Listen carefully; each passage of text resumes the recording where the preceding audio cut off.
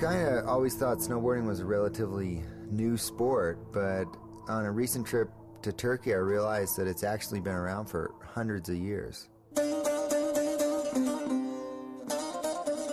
I had no idea what I was going to find when I got there, and that was, I ended up hooking up with Salim, who was a 70-year-old snowboarder. He'd been riding for 62 years. He was a third-generation snowboarder, and getting to hang out with him and ride with him was one of the most amazing experiences of my life.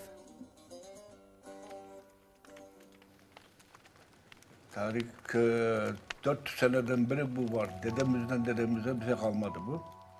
Bu kayık ismi. Evvelden toplandılar, oldular bir 50-60 kişi buranın üzerinde bu karşılardan, üzerinde yerlerden. Aşağı yukarı 400 sene evvel. Tabii 400 sene evveli bilmiyorum da yani babamız anlattığına dedesinin ele geliyor bu yana doğru. Bu bir eğlence bizim burada. Kahve yoğdu o zaman. Dedelerimiz zamanında kahve yoğdu. Bir eğlenceydi, bu eğlence yaptı. O kadar birileriyle beraber biri bağırsa toplanırdı 50 kişi düzerdiler burada. Yani başka oyunlar böyle bir zatlar yoğdu. Onun için ondan kalma. Haydi hem bir eğlence hem arkadaşlar beraberlik vardı o zaman. Onun için devam ederler böyle bizi ondan sonra biz de devam ediyor ondan sonra.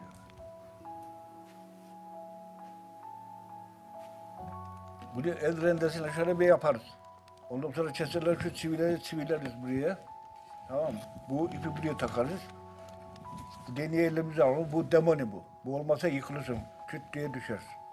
Bu değnek olmasa gene gidersin, düşersin. Bunu bir tarafa alırsın. Geriye sağ ayak burada, sol ayak orada. Böyle. Gittin mi daha yıkılmazsın. Ne kadar izleyeceksin, %30, git ne gidersen git artık.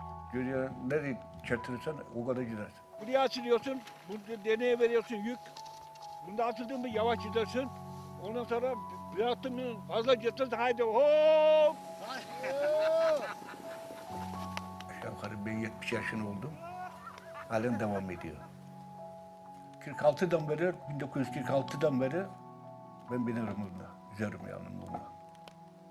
Ondan evvel tabii daha bizim büyükler yaşadı onda.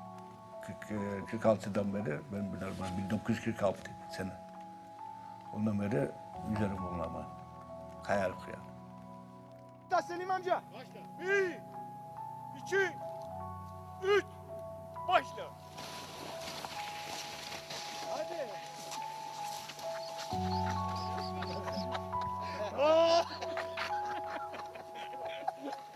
Bunu ben babamdan öğrendim. O gösterdi bana. Ayağını oraya basacaksın, bir ayağını da buraya basacaksın, bu ip elini alacaksın, bir ip peşini alacaksın. Efendim bir bayırdan aşağı, tabii bir tarafa yıkılıyor öğrenene kadar. Öğrendik mi oluyor pilot. Desen uçak sürüyor o zaman. Uçağa kadar gider. Yani öğrendikten sonra, öğrenene kadar tabii yıkılırsın. Bayırdan düz olsun yıkılmazsın ama bayırda yıkılırsın. Öğrenene kadar. Öğrendin mi tamam. Uçak gibi gidersin. Yani babamız öyle gösterdi bize. Biz de onu devam ediyor. O da babasından öyle öğrenmiş.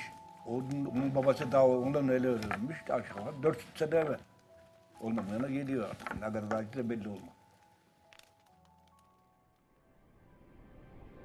You know, snowboarding down with a guy who's been snowboarding since 1946, I don't see that at my home. I was amazed by the fact that there were people in a total different part of the world who discovered snowboarding totally independent from here in Europe or the US. You just never know what's around the next corner, and that anticipation is one of the most exciting things in snowboarding for me.